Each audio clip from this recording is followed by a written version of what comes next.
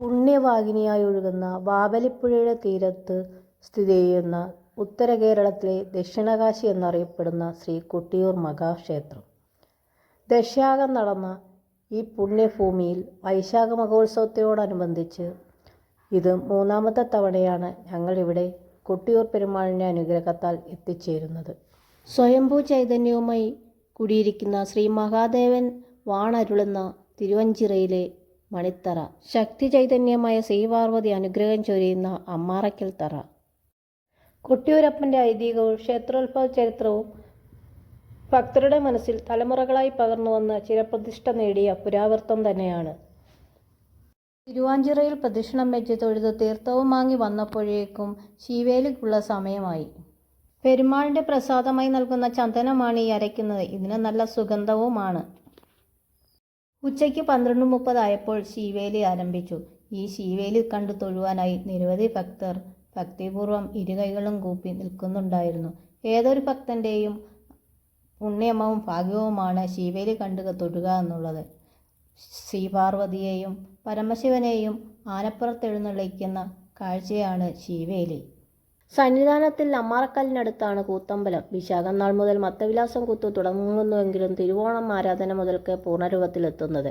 തിരുവോണം മുതൽ ആയില്യം നാൾ വരെ അങ്കുലിയാങ്കം കൂത്തും പാടകവും നടക്കും. കൂത്തിന് വരുന്ന നമ്പ്യാരാണ് പാടകം നടത്തുന്നത്. അത്തം നാളിലാണ് കൂത്ത് അവസാനിക്കുന്നത്. വിരളമായി അവതരിപ്പിക്കപ്പെടുന്ന മത്തവിലാസം കൂത്ത് ഐശ്വര്യവും സന്താനലാഭവും എന്നിവയ്ക്കുമാണ് വഴിപാടായി കഴിക്കുന്നത്. ഇപ്പോൾ മത്തവിലാസ അവതരണത്തിന് കൊട്ടിയൂരിലുള്ള പ്രാധാന്യം മറ്റെവിടെയില്ലെന്നാണ് പറയുന്നത്. കൊട്ടിയൂരിലെ മറ്റൊരു പ്രത്യേകതയാണ് കയ്യാലകൾ. വളരെ മനോഹരമായാണ് ഈ കയ്യാലകൾ നിർമ്മിച്ചിരിക്കുന്നത്. കല്ലുകൾ പാകിയും മുള കൊണ്ടും മോലമേഞ്ഞുമാണ് ഈ കയ്യാലകൾ നിർമ്മിച്ചിരിക്കുന്നത്. ഈ കയ്യാലകൾ കാണാൻ അതിമനോഹരമാണ്. എല്ലാ വർഷവും ഞങ്ങൾ ഇവിടെ എത്തുമ്പോൾ ഭക്ഷണം കഴിക്കുന്നത് ഈ കയ്യാലകളിൽ നിന്നാണ്. ആയതിനാൽ ഈ വർഷവും ഭക്ഷണം കഴിക്കാൻ വേണ്ടി ഞങ്ങൾ ആ കയ്യാലയിൽ നിലയുറപ്പിച്ചു. ക്ഷേത്രത്തിലെ പൂജകൾ കഴിഞ്ഞ് ഞങ്ങൾക്ക് ഇലയിട്ടു. ഭഗവാന്റെ നിവേദ്യമായ ചോറും സാമ്പാറും അതിൽ വിളമ്പി.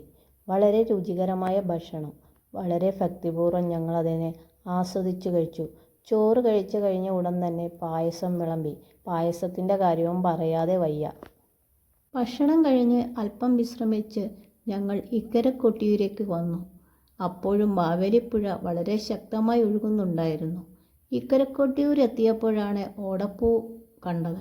അപ്പോൾ പിന്നെ ഓടപ്പൂവും വാങ്ങാമെന്ന് വിചാരിച്ചു. എല്ലാ വർഷവും ഞങ്ങൾ ഓടപ്പൂ വാങ്ങാറുണ്ട്. ഈ വർഷവും ഞങ്ങൾ ഓടപ്പൂവും വാങ്ങി. ദശൻ്റെ താടി എന്നാണ് ഓടപ്പൂവിനെ സങ്കല്പിക്കുന്നത്. ഈറയിൽ നിന്നാണ് ഓടപ്പൂ ഉണ്ടാക്കുന്നത്. കൊട്ടിയൂരിൻ്റെ മാത്രം സ്വന്തമാണ് ഈ ഓടപ്പൂ. വേറെ എങ്ങും ഇത് ലഭിക്കാറില്ല. ഇതാണ് ഞങ്ങളുടെ പ്രിയപ്പെട്ട സാബുച്ചേട്ടൻ, സിബിച്ചേച്ചി. ഇവരാണ് ഞങ്ങൾക്ക് ഇവിടെ എല്ലാ സഹായവും ചെയ്തു തരുന്നത്.